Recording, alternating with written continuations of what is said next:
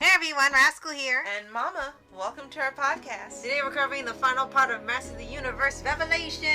Now in these final 5 episodes, we continue the story about Skeletor's victory over Grayskull. And Teela must get help from He-Man. Well, I'm sorry, she's got to help He-Man. She got to help him.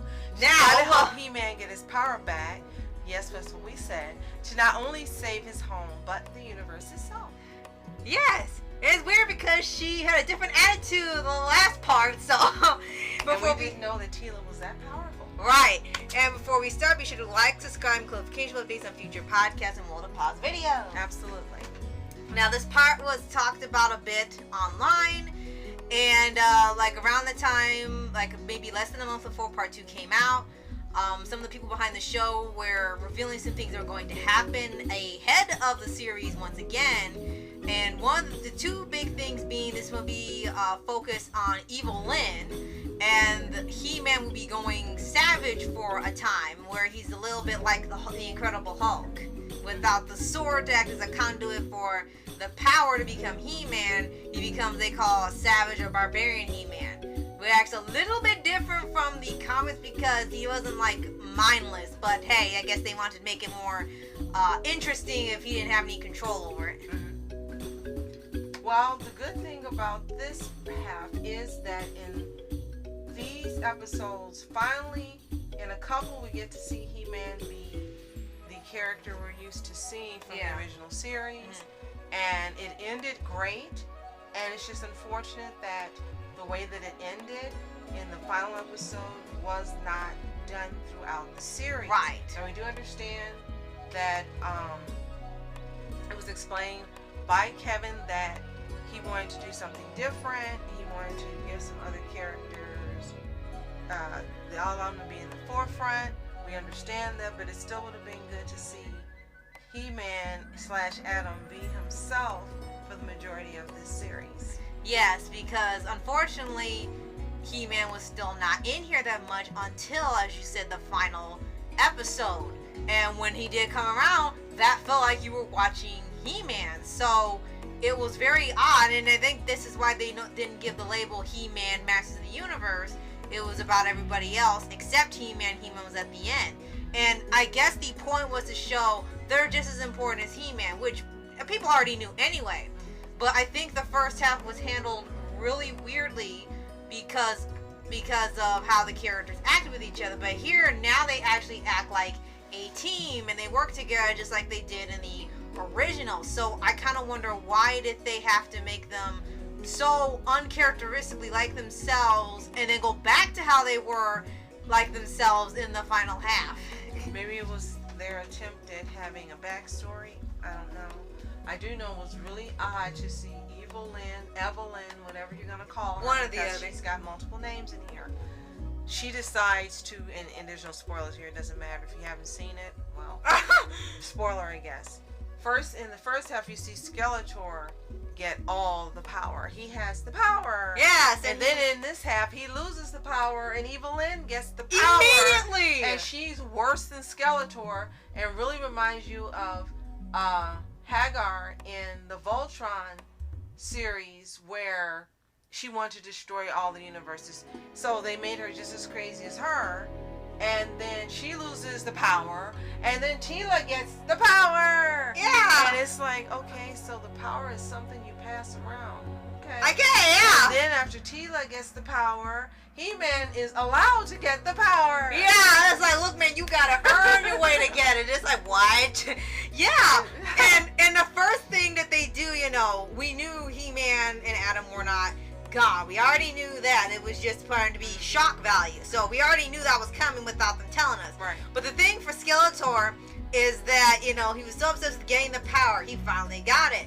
And of course you knew what was coming, that he would never be satisfied. He won temporarily, had the power, but then I guess they really like having Mark Hamill doing the voice. He talks for half the episode. And it's like, okay, Skeletor, you talk way more than you do in the original about his view on the universe and everything. And it was sort of like, suddenly we were getting the viewpoints of, the point of view of Skeletor and Evil Lyn, where they just saw the universe as randomness and nothingness. It was like, where did this come from? It was a villain monologues. And then Evil Lyn got to do the same darn thing. Only worse.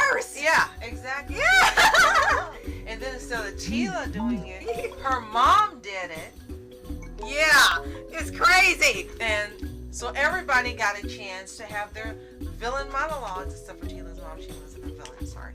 Oh, yeah, and unfortunately more characters were taken out. In here, won't reveal who. They bring back one, but take out others, and it was later revealed that some of these characters were supposed to be the next Man of Arms, but they wanted to give it to Teela because they thought she deserved it more. So,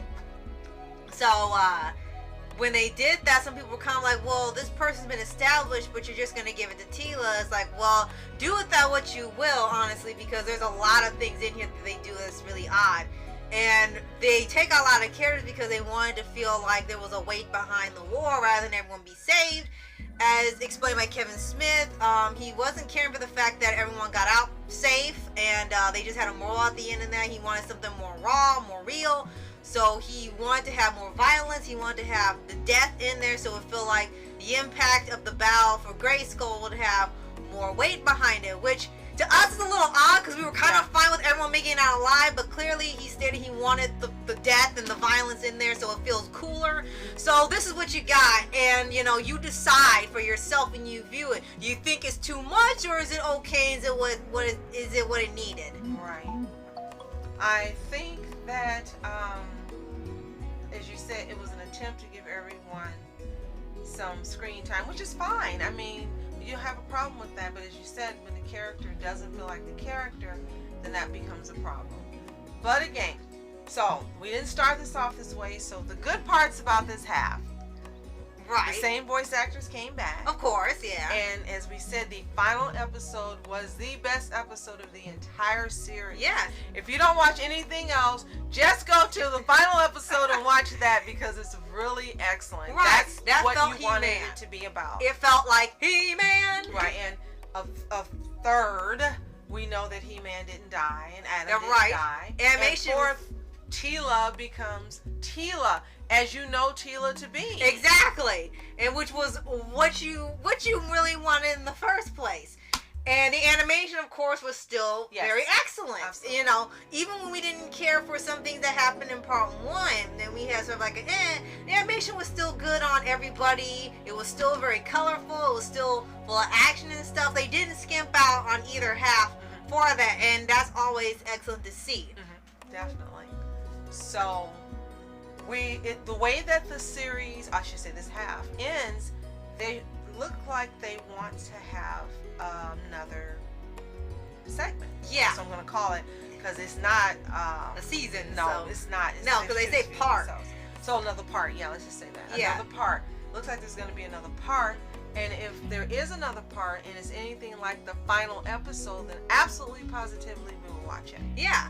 And it looks like they might be bringing in She-Ra characters or villains. So there's a chance if this continues on with something else that they'll bring in their version of She-Ra and have the two together again, because they haven't been together since the original series. It's just been She-Ra on her own, He-Man on his own, so they might be bringing back in the two characters to meet again. Yeah. Now here's one thing that is a negative, unfortunately. The first after show was exciting. It was great. We loved it. Yes. The second after show, we cut it off like 10 minutes in because it seems like they were so concerned about what people were going to say about their comments and not pissing anyone off. Yeah. And just not being their authentic selves, as you say. And you could tell that several of the people were reading. It was obvious because their eyes kept going back to certain points off screen or down. So for us, the first after show was fantastic. The second, no, because if you got to tell people what to say, it's not really an after show. Exactly. So, yeah, that's unfortunate because we like they had Mark Hamill on there again and the voice actors. But yes, they were very vague about things, and they talked about the toys, which could be spoiler too, because they released toys before the end of the series, which told you how the characters would look or what they powered up to be, unfortunately. But yeah, they were really being careful not to spoil anything, not to do anything of that sort where it's like, wait a minute, you just told the end, because before they told about the fate of Orko, right, and that show didn't even release yet, and they had to take down the video and re-edit it to where they don't mention it. So yeah, they were kind of really being adamant about that, which in one way I can understand, but another way it's like, You But kind of made it They were so interesting. unnatural. They were so stiff. They were so... You could tell they weren't as happy and upbeat and forthcoming as they were the first one. Yeah. So that made it not enjoyable. So if they do a third one, I hope they really don't have it where it's have them or have their comments censored. Yeah, pretty much the way to put it. Yeah. And another thing is that that's sort of a minus is that they kept retconning things that were from the original or things they wrote themselves. We did not mention this in the previous podcast for part 1, but they all had made comics for Revelation. That was supposed to be telling some extra backstory for the characters, written by the same showrunners with Kevin Smith and others, writing it for both. But however, they kind of forget what they write, and the things brought up in the comics are either not brought up in the show, or they've changed altogether and changed the story. So you kind of question what was the point of the comics in the first place. When you're saying this is now canon, you change the original 80s version, and Skeletor is not some demon. He's some type of subspecies of skeleton people. He had a family. Teela was Evelyn was on the streets, and Skeletor helped her, and it was sort of like these weird backstories which they could have worked into it, but then when you get to the show, you like, wait, the comics kind of don't matter here. It was like, what was the point of making the comics? Because some of the stuff sounded interesting, but they get to hear and they're kind of like, that doesn't really line up with what you said. So either they changed their minds and they just said, look, buy the comic or not, or they just happened to forget and they just went with something else anyway. Absolutely. So if you've seen Master of the Universe Revelation Part 2, let us know what you think in the comments below. Were you pleased with the improvements? Did you love the last episode like we did? Let us know. If you haven't seen this at all, give it a try. What do you got to lose? Start from the beginning. See what you think, and if it gets too unbearable in part 1, skip to part 2. Right. Because it is better, and again, the last episode is fantastic. Right. And it's, of course, available on Netflix exclusively. Yeah, so have fun, hopefully. And be sure to like, subscribe, and click the notification bell to get this future podcast and multiple pause videos. Absolutely. And again, if part 3 is anything like the last episode of part 2, then we're all for it. Right.